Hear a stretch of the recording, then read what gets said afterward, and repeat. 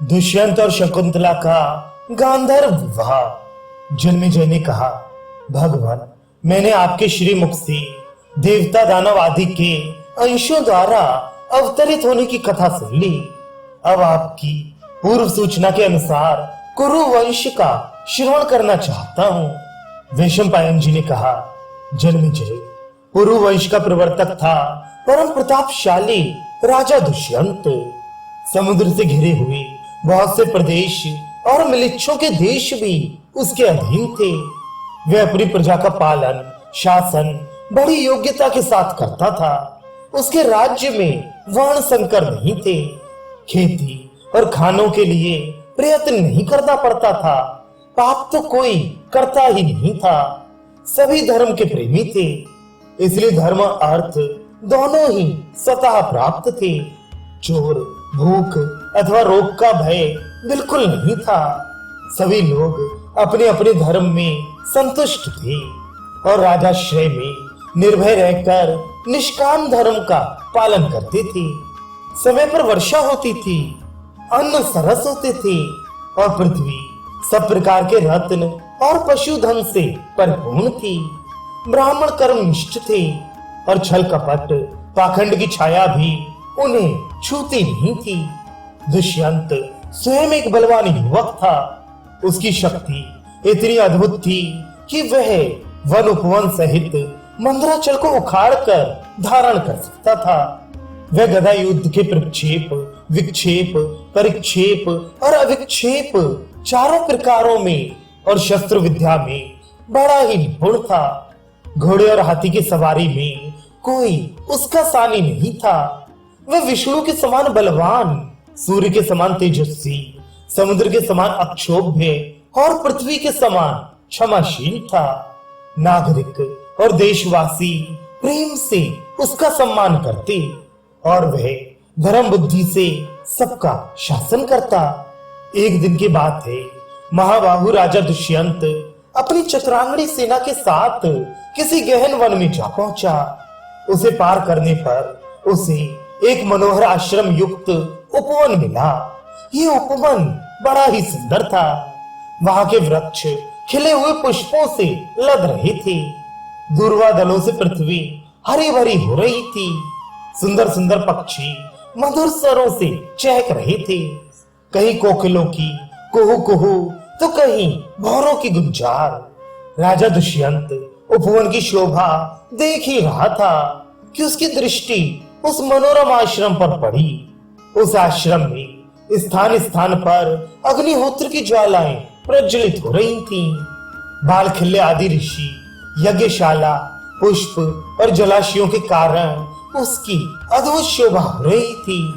सामने ही मालिनी नदी बह रही थी, जिसका जल बड़ा स्वादिष्ट था। अनेकों ऋषि मुनि आसन लगाए ध्यान मग्न थे। ब्राह्मण देवताओं की पूजा कर रहे थे। राजा को ऐसा मालूम हुआ मानो मैं ब्रह्मलोक में खड़ा हूँ। दुष्यंत के नेत्र और मन वन की छटा देखकर तृप्त नहीं होते थे। इस प्रकार राजा दुष्यंत ने सब देखते सुनते काश्यप गोत्रीय कण्व ऋषि के एकांत और मनोहर आश्रम में मंत्री और पुरोहितों के साथ प्रवेश किया। दुष्यंत ने मंत्री और पुरोहितों को आश्रम के द्वार पर ही रोक दिया और स्वयं भीतर गया। वहां उस समय कण्व ऋषि उपस्थित नहीं थे। राजा ने आश्रम को सूना देखकर ऊंचे स्वर से पुकारा, यहाँ कौन है? दुष्यंत की आवाज सुनकर एक लक्ष्मी के समान सुंदरी कन्या तपस्विनी के वेश में आश्रम से निकली। उसने राजा दुष्यंत को देखकर सम्मान पूर्वक कहा, स्वागत है। फिर उसने आसन, पाद्य और अर्घ्य के द्वारा राजा का आतिथ्य करके उनसे स्वास्थ्य और कुशल के संबंध में प्रश्न किया। स्वागत सत्कार के बाद उस तपस्विनी कन्या ने तनिक मुस्कुराकर पूछा कि मैं आपकी क्या सेवा करूं? राजा दुष्यंत ने सर्वांग सुंदरी एवं मधुर भाषिणी कन्या की ओर देखकर इस प्रकार कहा, मैं परम भाग्यशाली महर्षि कण्व का दर्शन करने के लिए आया हूँ। वे इस समय कहाँ हैं? कृपा करके बतलाइए। शकुंतला ने कहा, मेरे पूजनीय पिताजी फल फूल लाने के लिए आश्रम से बाहर गए हैं। आप घड़ी दो घड़ी उनकी प्रतीक्षा कीजिए, तब उनसे मिल सकेंगे। शकुंतला की भरी जवानी और अनुपम रूप देखकर दुष्यंत ने पूछा, सुंदरी तुम कौन हो? तुम्हारे पिता कौन हैं और किस लिए यहाँ आई हो? तुमने मेरा मन मोहित कर लिया है, मैं तुम्हें जानना चाहता हूँ। शकुंतला ने बड़ी मिठास के साथ कहा, मैं महर्षि कण्व की पुत्री हूँ। राजा ने कहा, कल्याणी विश्व बंधे महर्षि कण्व तो अखंड ब्रह्मचारी हैं। धर्म अपने स्थान से विचलित हो सकता है, परंतु वे नहीं।